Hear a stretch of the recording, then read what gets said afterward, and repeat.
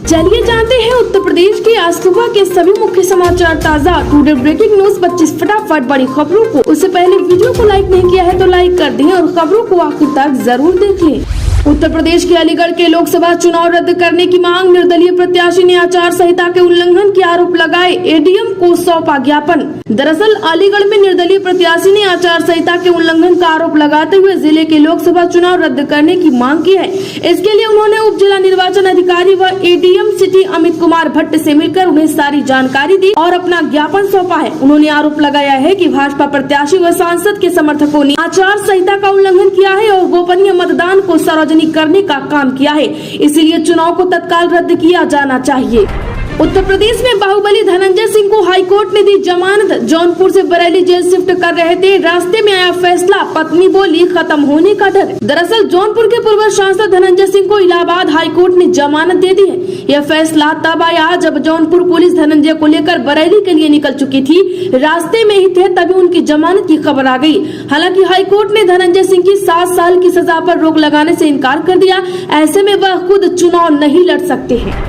वरुण गांधी ने ठुकराया बीजेपी का ऑफर, प्रियंका के खिलाफ रायबरेली से चुनाव लड़ने से किया इनकार। बता दें कि सोनिया गांधी के राज्यसभा जाने के बाद इस लोकसभा चुनाव में उत्तर प्रदेश की रायबरेली लोकसभा सीट पर सियासी उथल पुथल मचा हुआ है।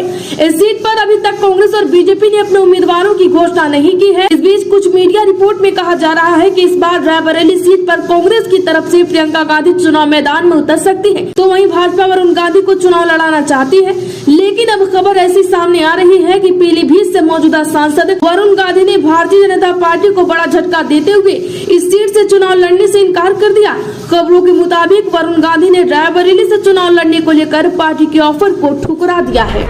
उत्तर प्रदेश के सिकंदरा राव में योगी ने अहरिया समाज को साधा, हिंदुओं को कहा एकजुट रहो। बता दें कि हाथरस लोकसभा सीट से भाजपा प्रत्याशी अनूप वाल्मीकि के पक्ष में चुनाव प्रचार के लिए यूपी सीएम योगी आदित्यनाथ सिकंदरा राव पहुंचे। गिरिराज स्थल पर हुई जनसभा में उन्होंने कहा अहरिया समाज को साधने की कोशिश की तो हिंदुओं को एकजुटता रहने का संदेश दिया। योगी ने विपक्ष पर जमकर निशाना भी साधा। मुख्यमंत्री योगी आदित्यनाथ ने सिकंदरा राव की चुनावी सभा में अहरिया समाज को साधने की भरपूर कोशिश की। इस विधानसभा क्षेत्र में अहरिया समाज के मतदाताओं की संख्या करीब 55,000 है। योगी ने अहरिया समाज को यह समझाने की कोशिश की कि उनको कांग्रेस पार्टी ने ही आरक्षण से वंचित रखा है। उत्तर प्रदेश में अखिलेश यादव का रोड शो, 40 किलोमीटर की दूरी तय कर पहुंचे कन्नौज, बोले राजनाथ की फोटो तक होर्डिंग से गायब हो गई। दरअसल लोकसभा चुनाव के ऐलान के बाद अखिलेश यादव पहली बार रोड शो किए हैं। अखिलेश कानपुर देहात से करीब 8 बजे कन्नौज पहुंचे। उन्होंने 40 किलोमीटर की दूरी करीब 4 घंटे में तय की। रसूलाबाद की हवाई पट्टी पर उतरे। इसके बाद रसूलाबाद कस्बे में चौराहे पर लगी अम्बेडकर प्रतिमा पर माल्यार्पण किया। उन्होंने कहा कि सरकार में भ्रष्टाचार को बढ़ावा मिला है, लोग बेरोजगारी और महंगाई से परेशान हैं। सरकार को बेरोजगारों की आवाज तक सुनाई नहीं पड़ती।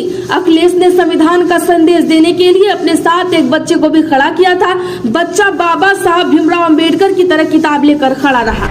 उत्तर प्रदेश के कानपुर में रोड शो कर सकते हैं पीएम मोदी, 10 सालों में पहली बार जनसभा की जगह रोड शो, 3 से 9 मई के बीच कार्यक्रम। बता दें कि नरेंद्र मोदी के प्रधानमंत्री बनने के बाद कानपुर में बीते 10 सालों में पहली बार रोड शो कर सकते हैं। रोड शो के लिए रोड मैप भी तैयार किया जा रहा है। रोड शो के लिए ऐसा रूट देखा जा रहा है जिसमें कानपुर नगर और अकबरपुर लोकसभा दोनों ही कवर होती है। भाजपा सूत्रों के मुताबिक 3 से 9 मई के बीच कार्यक्रम तय हो सकता है।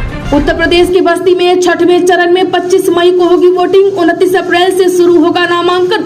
तैयारियों में जुटा पुलिस और प्रशासन। बता दें कि बस्ती में 6वें चरण में 25 मई को लोकसभा चुनाव के तहत मतदान होना है, जिसकी 29 अप्रैल से नामांकन प्रक्रिया शुरू होगी। 6 मई तक प्रत्याशी अपना नामांकन कर सकेंगे। नामांकन प्रक्रिया को संपन्न कराने के लिए तैयारी शुरू कर दी गई है। नामांकन की तैयारियों को लेकर अपर पुलिस अधीक्षक ओपी सिंह की अध्यक्षता में पुलिस लाइन सभागार में बैठक कर पुलिस अधिकारियों व कार्मिकों को आवश्यक निर्देश दिए गए हैं।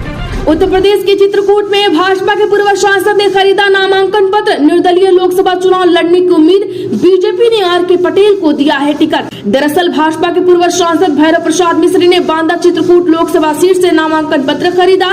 उनके पर्चा खरीदने के बाद सियासी गलियारों में खलबली मच गई है। कहा जा रहा है कि पूर्व सांसद निर्दलीय प्रत्याशी के रूप में लोकसभा सीट पर चुनाव लड़ सकते हैं। बता दें कि भैरव प्रसाद मिश्रा भाजपा से 2014 में सांसद रह चुके हैं। इसके बाद भाजपा ने उन्हें दोबारा टिकट नहीं दिया।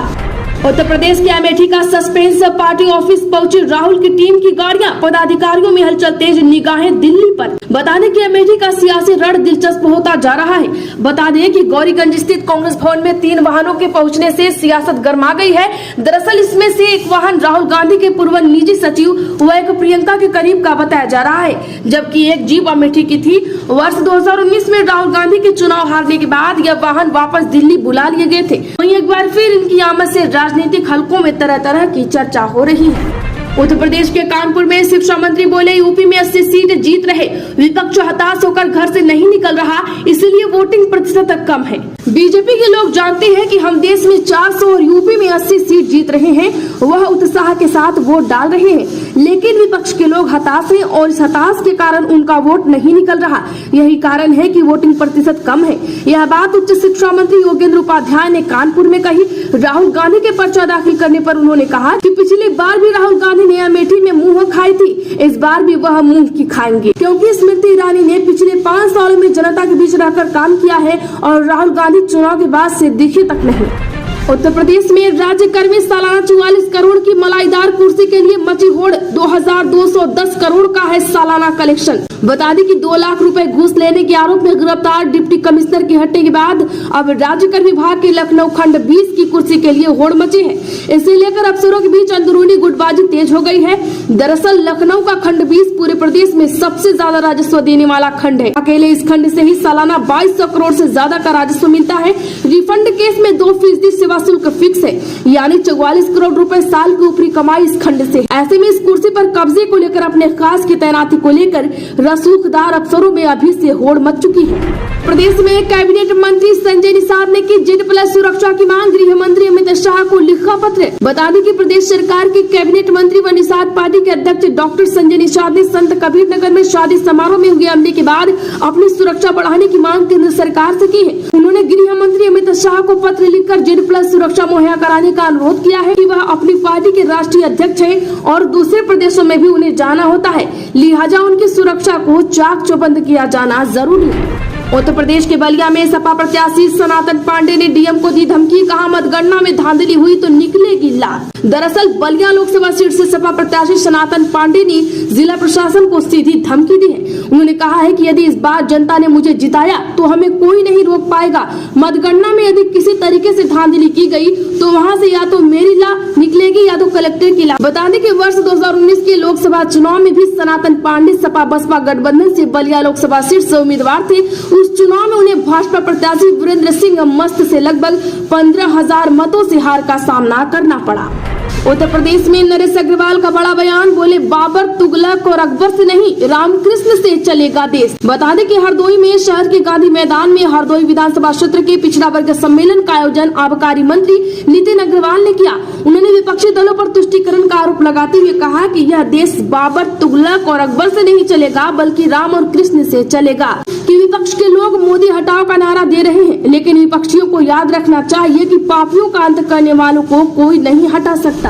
उत्तर प्रदेश की अमेठी लोकसभा कल रामलला के दर्शन करेंगे स्मृति ईरानी। सोमवार को दाखिल करेंगी नामांकन पत्र। उत्तर प्रदेश के अमेठी लोकसभा चुनाव में आज रामलला के दर्शन करेंगी स्मृति ईरानी। सोमवार को दाखिल करेंगी नामांकन। बताने के केंद्रीय स्मृति ईरानी जुबीन ईरानी अमेठी संसदीय सीट से भाजपा प्रत्याशी के रूप में सोमवार को नामांकन करेंगी। इसके पूर्व वह आज रविवार सुबह 11 बजे प्रभु श्री राम के दर्शन के लिए अयोध्या पहुंचेंगी। नामांकन में मध्य प्रदेश के मुख्यमंत्री मोहन यादव भी मौजूद रहेंगे।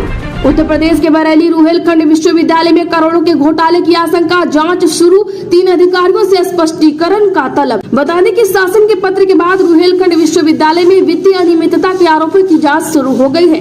कुल सचिव ने प्रकरण से संबंधित परीक्षा नियंत्रक, तत्कालीन बीएड प्रवेश परीक्षा समन्वयक और उप कुल सचिव प्रशासन से जवाब मांगा है। उत्तर प्रदेश में रायबरेली लोकसभा सीट में आज लग सकती है प्रियंका गांधी के नाम पर मुहर। सोमवार को कार्यकर्ताओं संग बनाएंगी रणनीति। दरअसल दक्षिणी का चुनावी समर निपटाने के बाद कांग्रेस का थिंक टैंक उत्तर प्रदेश के अभ्यर्थीगढ़ रायबरेली को बचाने में जुट गया है।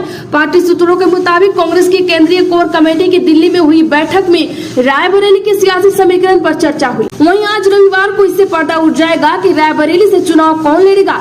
सूत्रों का मानना है कि सोमवार को प्रियंका गांधी रायबरेली आ सकती है। उत्तर प्रदेश में चुनाव ड्यूटी में लापरवाही बरतने पर बड़ा एक्शन, 12 कर्मचारी सस्पेंड, बर्खास्तगी की भी चेतावनी। दरअसल चुनाव ड्यूटी के दौरान शराब पीने और शराब के नशे में आपस में मारपीट करने के आरोप में फलावदा नगर पंचायत के 12 कर्मचारियों को तत्काल प्रभाव से निलंबित कर दिया। यह कार्रवाई नगर पंचायत फलावदा के अधिशासी अधिकारी सचिन पवार ने की। आरोपी 12 कर्मचारी को निलंबन पत्र जारी कर दिए गए हैं। साथ ही चेतावनी दी गई है कि जांच के दौरान दोषी पाए जाने पर दोषी कर्मचारी की सेवाएं समाप्त करने की कार्रवाई अमल में लाई जाएगी। नगर पंचायत के अधिशासी अधिकारी ने यह कार्रवाई कर अपर जिलाधिकारी उप जिला निर्वाचन अधिकारी मेरठ द्वारा पत्र के अनुपालन में की है। उत्तर प्रदेश चौथे फेज की 13 लोकसभा सीटों पर 138 उम्मीदवार मैदान में, 82 प्रत्याशियों के खारिज हुए पर्चे। बता दें कि लोकसभा चुनाव के चौथे चरण में उत्तर प्रदेश की 13 लोकसभा सीटों पर दाखिल नामांकन पत्रों की जांच में 138 उम्मीदवारों के पर्चे सही पाए गए, वहीं 82 पर्चे खारिज हो गए। इन 13 लोकसभा सीटों और ददरौला विधानसभा चुनाव के लिए सोमवार 29 अप्रैल को दोपहर 3 बजे तक नाम वापसी होगी। चौथे चरण का मतदान सोमवार 13 मई को होगा। प्रदेश के मुख्य निर्वाचन अधिकारी नवदीप रेणमा ने इस बात की जानकारी दी कि कन्नौज लोकसभा सीट के लिए 28 प्रत्याशियों ने नामांकन किया है। इसमें 70 प्रत्याशियों के नामांकन पत्र वैध पाए गए हैं। उत्तर प्रदेश में ई रिक्शा और ऑटो को लेकर हाईकोर्ट का महत्वपूर्ण आदेश, इन 2 जिलों में रजिस्ट्रेशन पर लगा प्रतिबंध। जी हां, यूपी में ई रिक्शा और ई ऑटो को लेकर इलाहाबाद हाईकोर्ट ने महत्वपूर्ण आदेश दिया है। हाईकोर्ट ने आगरा और मथुरा में ई रिक्शा के पंजीकरण पर रोक लगाने की अधिसूचना को रद्द कर दिया। कोर्ट ने कहा कि कानून के तहत ट्रैफिक अनियंत्रित होने के आधार पर ट्रांसपोर्ट अधिकारी को पंजीकरण पर रोक लगाने का अधिकार नहीं है। वह ट्रैफिक कंट्रोल करने के लिए यातायात प्रतिबंधित कर सकते हैं, पंजीकरण पर रोक नहीं लगा सकते। यह आदेश न्यायमूर्ति अंजनी कुमार मिश्र एवं न्यायमूर्ति जयंत बनर्जी की खंडपीठ ने मथुरा में दी। उत्तर प्रदेश की भाजपा ने जैसा जुमला दिया था वैसे ही गारंटी की घंटी दी है, मोदी सरकार पर बरसे अखिलेश यादव। दरअसल सपा प्रमुख अखिलेश यादव ने योगी सरकार पर जमकर निशाना साधा। उन्होंने कहा कि भाजपा ने जैसा जुमला दिया था वैसे ही गारंटी की घंटी दी है। जनता सब समझ गई है और इस बार भाजपा को पलटने जा रही है।